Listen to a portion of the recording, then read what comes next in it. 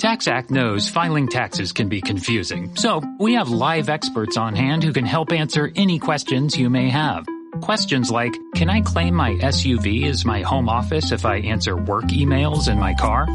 If I adopted 12 dogs this year, can I list them as dependents? And, am I doing this right, or am I doing this very, very wrong? Our experts have the answers to those questions and many others. TaxAct. Let's get them over with. Excuse me! Taxi!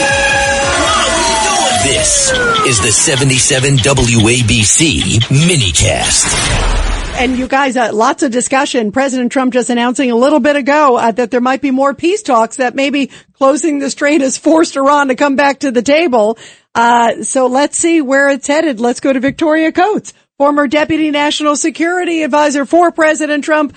Victoria, where is this going? Do you think he squeezed them enough? Oh, I think he's squeezing them hard, Rita, and we're getting really encouraging reports right now from all the folks who track the ships through the Persian Gulf and through the Strait that boats are charging into the ports of Dubai and Doha and Abu Dhabi and filling up and are headed out. And there's really nothing the Iranians can do about it. You know, there remains a mine threat. We're having trouble locating all the mines because the Iranians don't know where they put them. But we have various ways to mitigate that. And so I think we're starting to see product on the move. This is going to be good for everyone. Now, I understand the Chinese tanker went through today. My understanding, John, is that tanker did not fill up at an Iranian port, that the Chinese tankers also went to other ports.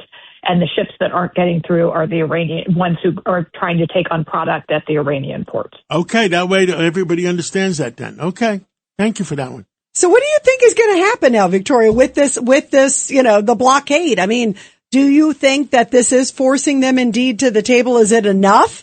Or I saw a number. It was amazing. They're losing $400 million a day, about $13 billion a month. I would think that hits them.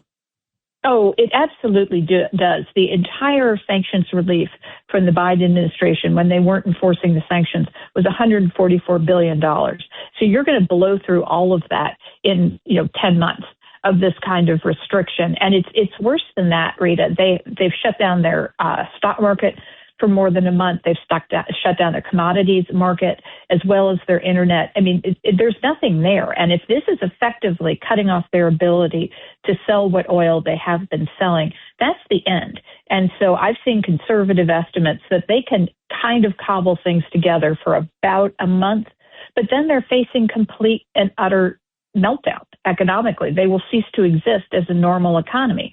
And then they will go into sort of North Korean territory, but without the nuclear weapon that the North Koreans have. So we had the Treasury Department announce Operation Economic Fury to go with Epic Fury.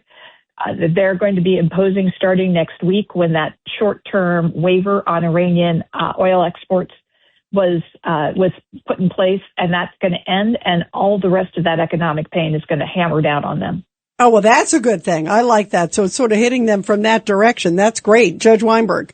Victoria, good to talk to you. I'm very concerned about while this is going on, and I think on a military level, our country's done a great job, but I'm very concerned that the Revolutionary Guard has consolidated position. They increased the executions. They're terrorizing the people. And regime change is not just changing the Ayatollah, it's really changing the mindset of that ideology.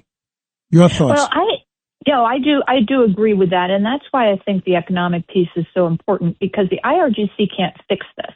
They don't have any means to create growth for the Iranian economy. The only thing that would save anybody at this point is sanctions relief from the United States and foreign investment and rebuilding pouring in, all of which could happen tomorrow if they renounced their nuclear ambitions, if they pledged, we're going to get to some kind of political reform. But they don't seem capable of doing that. So instead, we seem to be headed towards this real economic meltdown. But the other thing that we should look for, Judge, if we do get to a deal, quote unquote, with the Iranians, is what the Iranian people can do. And one of the things they can do is a major strike. Think back to Solidarity in Poland and Lech Walesa and what that did to the end of the Cold War. So if people just stay home, maybe you don't even have to go out into the street. Just stay home. Don't go to work. You haven't been going to work now for well over a month. And there are ways to get support into Iran to help those, the unions and the folks that are striking.